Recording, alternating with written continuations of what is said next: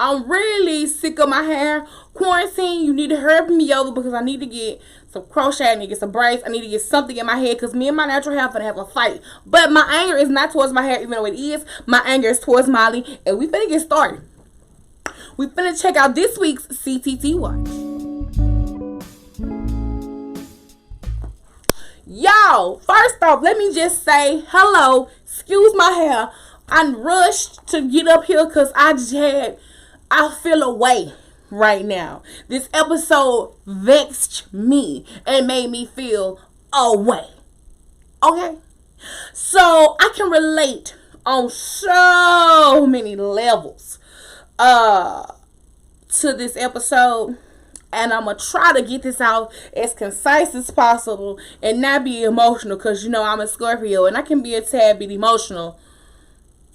And don't tell me I'm emotional. Let me say it. Alright? Typical Scorpio. Anyway, first off, I'm a part of a nonprofit organization called AEX Creatives in my area. And every year we do a back to school festival concert where we give away all these school supplies. Like last year we gave away over 300 backpacks full of school supplies for children. And we had a concert with different artists. We had D1 perform. Our local artists come and perform. And also we had other artists from California and everything else, up and coming artists. And this whole time I have been watching Insecure, I'm like, I can relate. I know how this feels. Because I've been the one planning such a huge event. And I just know how it goes. But unlike Issa, I had friends that believed in what was going on. Man, I really want to say thank you to all of my friends. Because without them, Culture Fest would be nothing. But Issa proved her non-believing ass friends different. Issa friends do not believe in her. I said this last week. I'm upset, y'all. I'm really upset. Issa friends do not believe in her. I get it. She's had some bumps in the road where things have messed up and hadn't gone her way. But they really, truly thought this was going to be a flop. They showed up like, oh, ain't that many people here, but baby, put your foot in your mouth. Because it was packed. I'm on Issa's side because I can relate. I'm sorry. Let me dial it back. Let me dial my emotions back. Nah, fuck that. No, just playing. But no, so this is Issa's big event, the block party. Condola been MIA, but what she did, she sent some interns to help him work out. At least she did their part. Then she half-ass shows up. It looks nice. It looks good. And come to find out, her and Lawrence have broken up. What the hell does Lawrence's relationship have to do with this project you and Issa have been working close on for the past few months? What does that got to do? Baby, that Condola, I had high hopes for you. I already didn't like your name. And when Issa said what her name mean, or how they came up with her name, I really wasn't feeling it and I really wasn't rocking with it. But your actions really made me not want to rock with you. You show up, girl, yes, it looks good. I see the interns. Me and Lawrence broke up, so I couldn't work with you anymore. But you wanted Issa to eat crow and accept your relationship with Lawrence, but you couldn't accept the breakup? You are not professional. No, ma'am. No, ma'am, no ham, no turkey, okay? They really rubbed me the wrong way. It's very unprofessional. What does you and Issa working on this project have to do with your relationship? She didn't even stay around. Anyway, Tiffany is not here for motherhood. I really think she is slowly. I said this last episode. I'm glad that they highlighted how women feel after having children. But Tiffany really ain't. She was like the baby crying. We just got here. I want to turn up with my friends. I look cute. And she ain't even breastfeeding her child. So it means she has no connection with her child. That's how I'm feeling. Like most moms that I know The moment that their child is crying, I got friends who got kids. The moment they miss their child, I miss my baby. Let me call him. Let me talk to him. Let me go see about my child. Your babysitter said she is crying and hollering, and your husband was like, we have to go. He is, first off, Derek is really stepping up to the plate. I'm gonna say that. Because I think he is embracing fatherhood. Even though they didn't plan, because he talked about in the last episode how they didn't really plan for this child. Like, this was not the moment for the child. But the child is here and he's embracing it. And Tiffany is not. Child, I really hope that the storyline don't go with him and Tiffany get a divorce because of her postpartum depression. And then he get full custody of the baby. I'm sorry. If you take that idea, Issa, you better credit me. I just play. I can just see it happening though. Like, I see the divide between them already. Because he's more concerned about the child. She like, child, I'm out here. I want to turn up at the block party with my friends. Which I don't really think they are real friends. Anyway. Now, Kelly and this accent to impress this man. Kelly always got some shit with her. Okay, and I love it.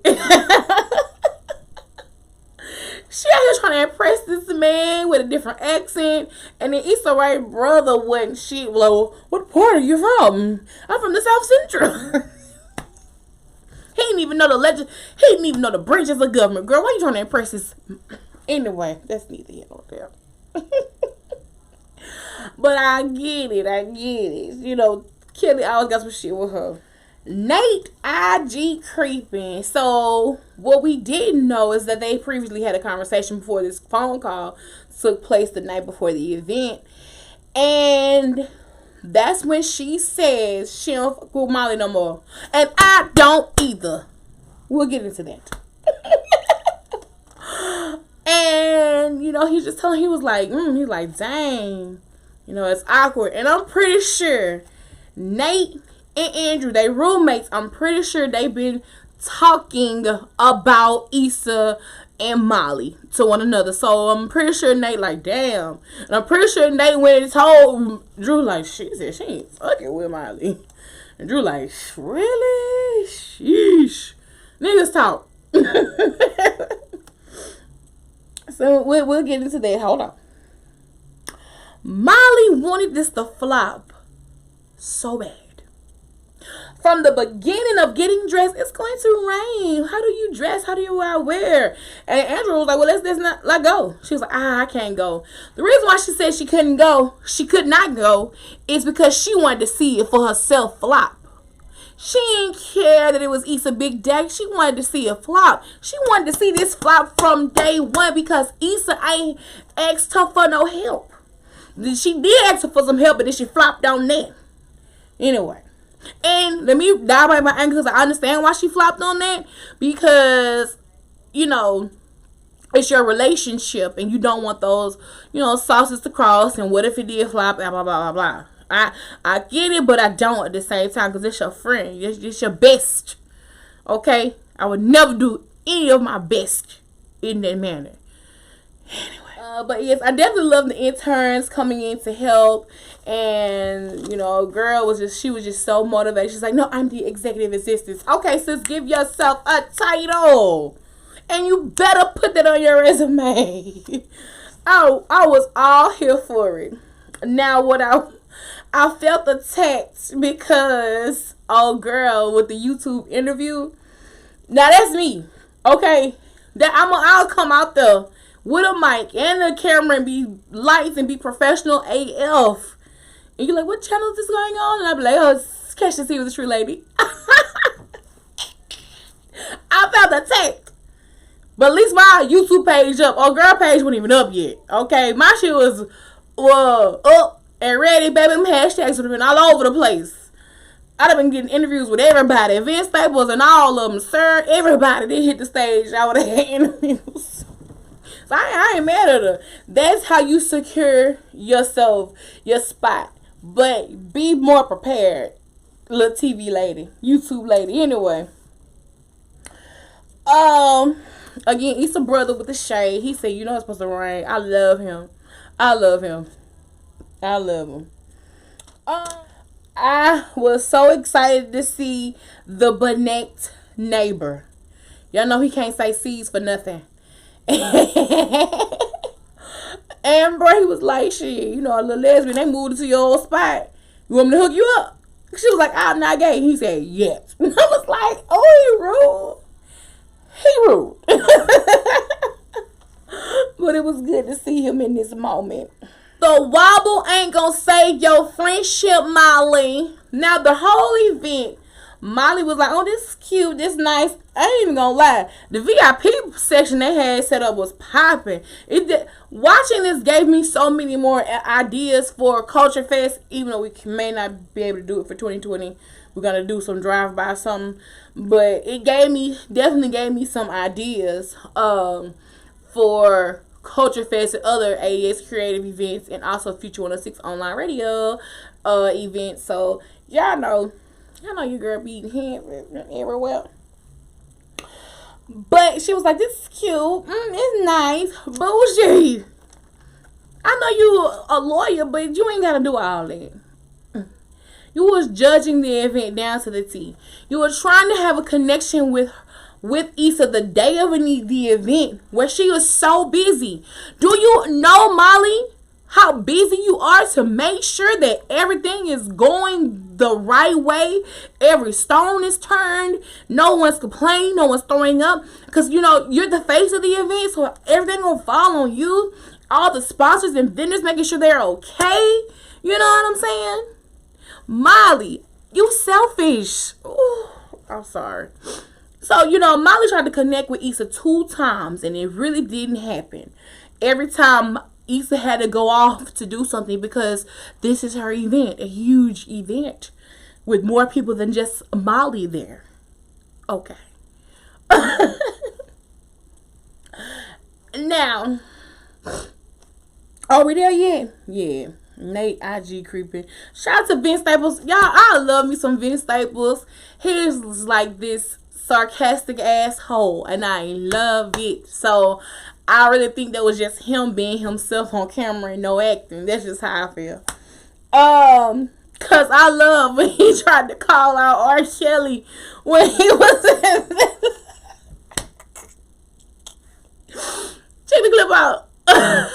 Nadeska was like, huh? He's like, well, R. Kelly got stock in this? I can't say nothing about R. Kelly.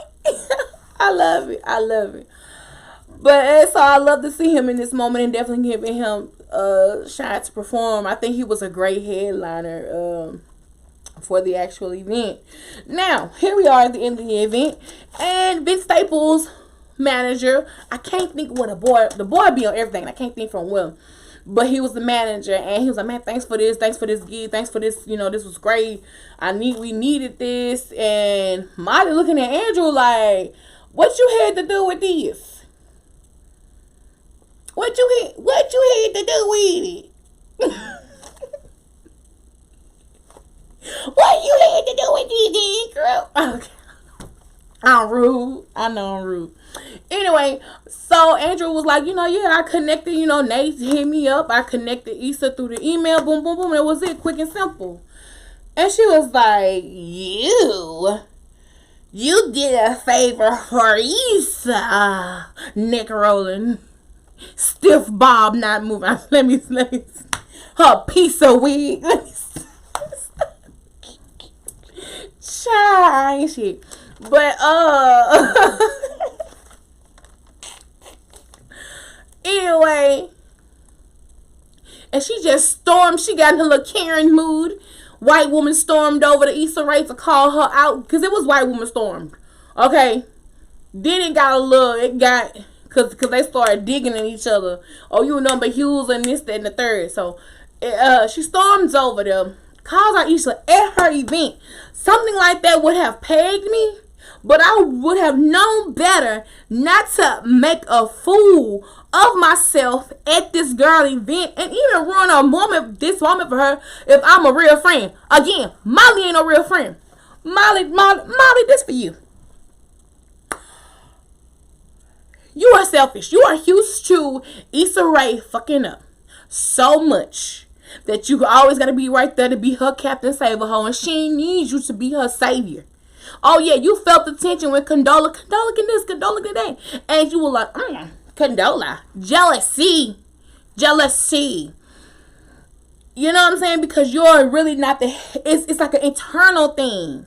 You're not the head bitch in charge. She really don't need me, and I need her to need me. Okay, that's one thing. Anyway, so she calls herself confronting Issa, and then that's when all the feelings that's been bubbling for months between the two just spew out like a pot on the stove. And she said Issa raised nothing but a accuser. And then Issa said, well, you just want to be upset in life. Oh, just baby, they was just going back and forth that in front of friends. And Andrew was like, hey, chill out. Like, this ain't the place for it. Now, let me address that. Well, she didn't say that per se, but that's how I interpreted it. But, and she confronts her.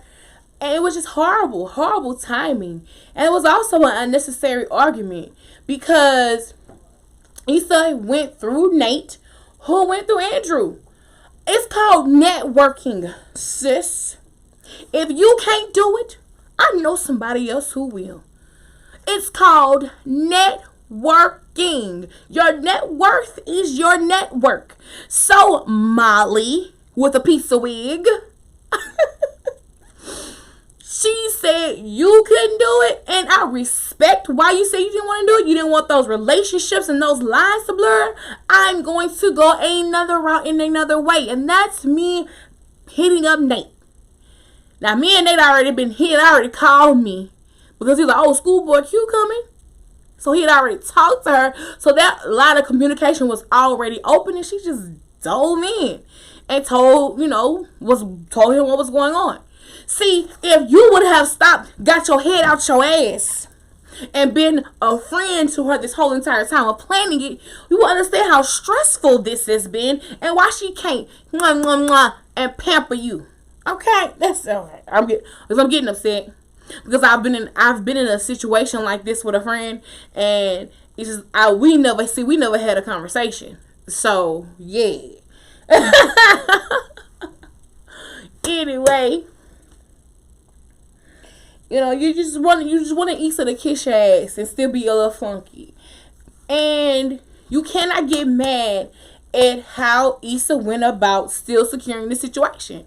You can't get mad at that. How could you get mad at that? It's called networking, sis. I got 10 people in my phone right now who all do the same thing. If one can't get it done, I'm going to call the next. And that's just how it works. Rolodex, baby. That was too much. I'm going to dial it back. Woo! Child, okay, let me calm down. Molly. It really upsets me because the character that Issa portrays, she's just this bright-eyed young lady who, she lazy, but she ain't afraid of work. And her friends just don't believe in her. Her friends just like, oh, girl, it's Issa doing something. You know what I'm saying? Now, Kelly might say I believe in. I don't know. But, I get it. I get it. But I don't get it at the same time. This was her one moment, her one move to, get something done. And she got it done. And the event came out excellent. And I know that feeling of putting everything in your personal life on the back burner to make sure something extravagant happens. I know that feeling. And I can relate to this episode on so many levels. But Molly, really, I'm sick of you. And that's just the honest to goodness truth. I'm sick of the character. I know Yvonne ain't got nothing to do with this. She's just playing a character. But the Molly character, I'm sick of her. It's not all about you, Molly. And I also think, Molly, I think you were the Houston friend. Because you've been single this whole time. You never knew how to maneuver. You needed somebody to need you. And now that you're in a relationship, you don't need Issa no more. You think about that? You thought about that? Anyway, I'm done. Because I can go round and round and again and again about this whole situation. But I want to hear from you in the comment section below. Let's talk, y'all. Shout out to Afro Sensei for commentary on the last video. I appreciate you. So make sure you guys, hop in these comments. Let's talk. You already know where to find me. Make sure you subscribe to the YouTube channel.